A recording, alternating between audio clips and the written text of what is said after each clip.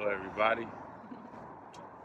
Live from the 215, not Kelly Drive, but the Schuylkill. You know what I'm saying? We are here with the beautiful, magnificent, lovely teacher, poet, event coordinator, martial artist. You know, I still see you. I see you. Come on, you gotta embrace it.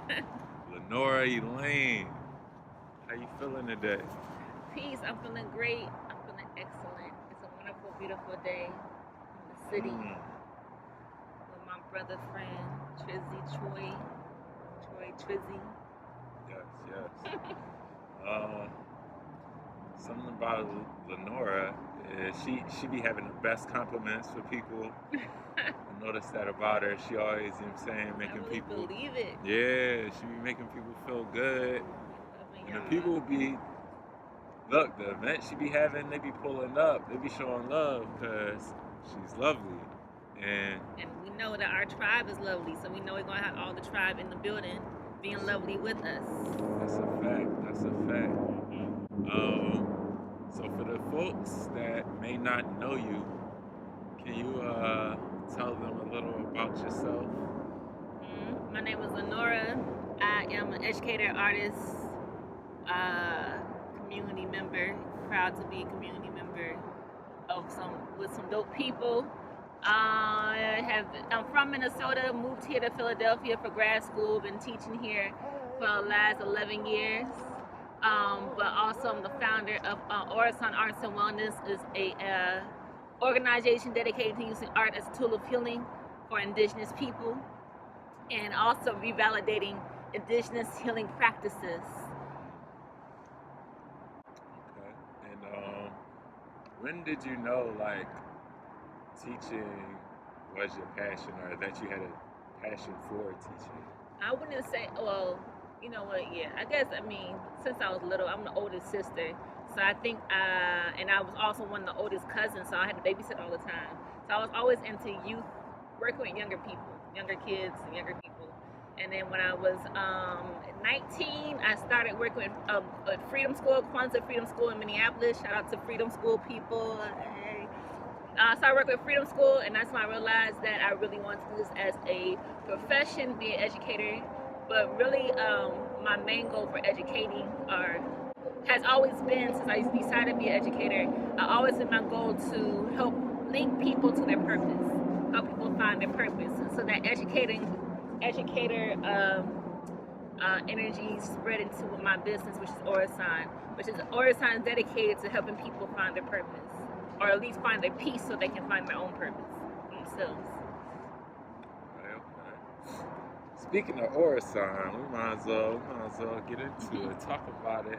I be seeing you go hard with the Orison. I mean, you go hard with whatever you do, but definitely, you know, being consistent with the sister circles, and even because you partner with some men too to do like Orison drawings too. So yeah, talk to us about that. So I've been, honestly, since the quarantine and stuff happened, I've kind of been not as active on the Orison tip. And the only reason why is no reason why. It's really just about me and my belief in myself. Like, do I know enough? So honestly, this whole quarantine, I've just been studying myself, studying herbs, studying more indigenous cultural history. So when I do start again, and try and get my website together, try and get everything together, so that when we do start again, I'm starting like on a real official basis. Because Orison started more so just because I saw a need for us women, or us people in general, but especially people of color. We just didn't know much about health and holistic health, and I realized even more so that we didn't have a lot of space so we can just express ourselves and get the community healing that I felt like we needed. So I know at the time I started sister circles, I really couldn't afford therapy, and I just needed a place to talk. So I started doing these sister circles in 2014. Just inviting my friends to come sit with me, and most of my friends were teachers, so like, and mothers and social workers. So just to sit so we can focus on ourselves and our healing, because we put so much energy into other people's healing. And I also started because I realized a lot of the mothers I worked for, being a teacher, a lot of the mothers I worked with, um, their kids would be all over the place, or the kids would come in the morning times with honey buns and soda, and then couldn't focus really throughout the day. And I talked to the mom like, well, it could help if he like ate differently. Like he didn't eat so much sugar, he might be able to focus more. And the moms really didn't know what that would have caused anything. I was like, that's funny that you don't have that. But one thing happened. One of the mothers I had, her daughters had both her daughters 2 different years. Her daughters used to be kind of off, like just not as focused, not really on task. And then one day, then all of a sudden, one of her daughters, her youngest daughter, just started doing way better in class. I saw her mom at the parent-teacher conference. Her mama lost all this weight.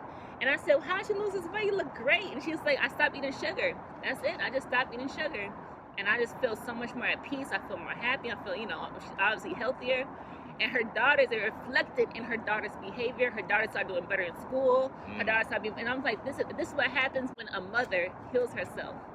If a mother heals herself and her daughters become better, I'm going to wonder what happens when all the mamas heal themselves. I already know the mama is the first teacher of the nation. So I started focusing on women's healing and us healing ourselves, using indigenous healing practices and holistic healing practices. And it evolved more and more. And so then after I did the sister circles for the last few years, I started getting into doing more community-centered events for men and women dedicated to the same thing, using art as a tool of healing. Okay. Yeah, since we talking about the healing and the health, we might as well get into it. Can you talk to us about your health journey and like how you got started with the health and wellness and like? I would say my health journey kind of started last year of college. I had just got out of my first love, and I broke up, whatever. And I just was really sad and like just anxious.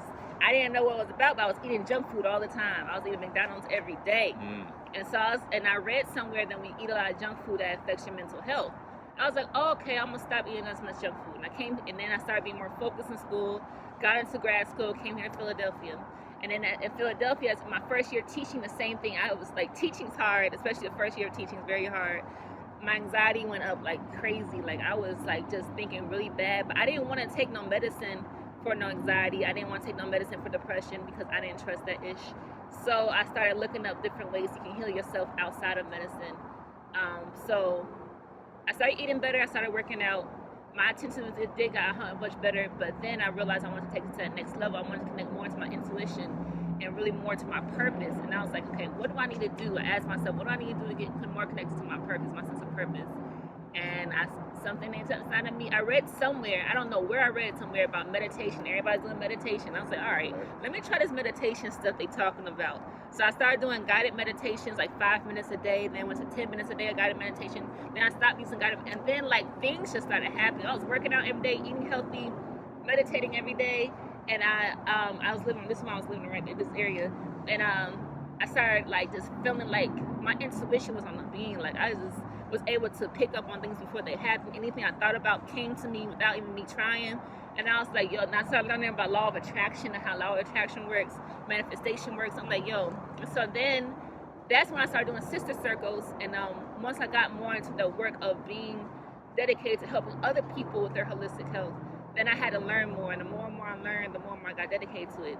Then the last thing that happened was I went to Belize. And I was trying to reconnect with my great-grandfather's, like, this energy spirit, because he did a lot of missionary work in Belize. And when I was there, I did a lot of prayer, thank you. And then I'm doing that prayer. I was trying to figure out, how to, once again, be more connected to my purpose, how to be more on top of my game.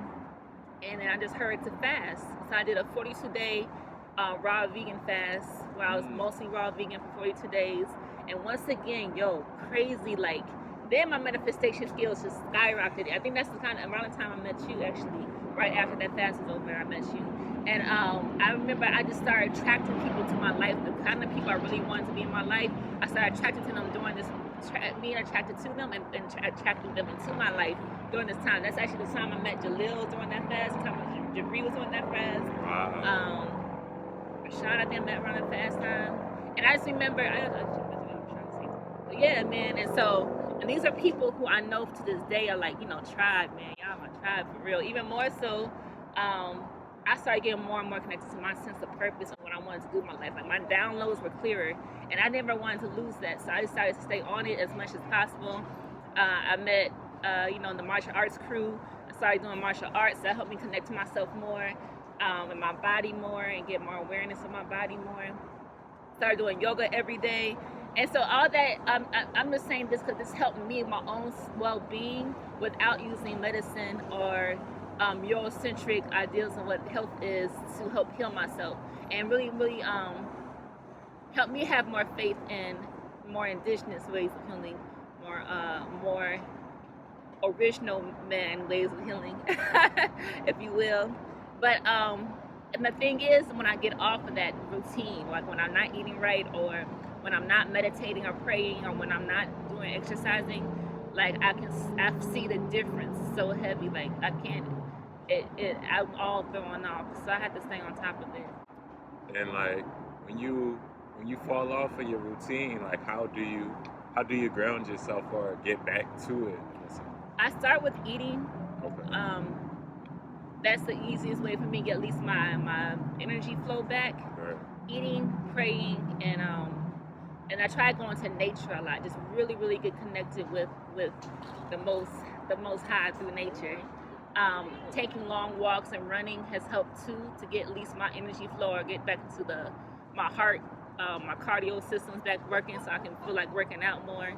But I start easily with eating, and then just trying just as best I can in yoga to get my body moving. When I fall off, like this is when I fall completely off my wagon, and then after a couple weeks just eating right and doing yoga every day, then I start getting some more exercises and trying to find programs that challenge me but don't make me feel discouraged. So I do at least 30 minutes a day of Pilates or Vinyasa yoga, or like some workout video on YouTube, or just taking a run or a long walk. And then after I build that for a couple weeks, then I start going harder in the paint with my diet and my exercise. Hold on, let the people know your Cash App. Let them know your Cash App. If you want to cash at me, I promise everything you cash at me will go toward my business, or it's not Ice and Wellness. Lenora, Lenorae is my Cash App. And Lenora E. Anything you cash at me, it's gonna go to good use. No, it's going to go to good use. It's gonna go to good Support use. the mission, you feel me? Exactly. That's a fact.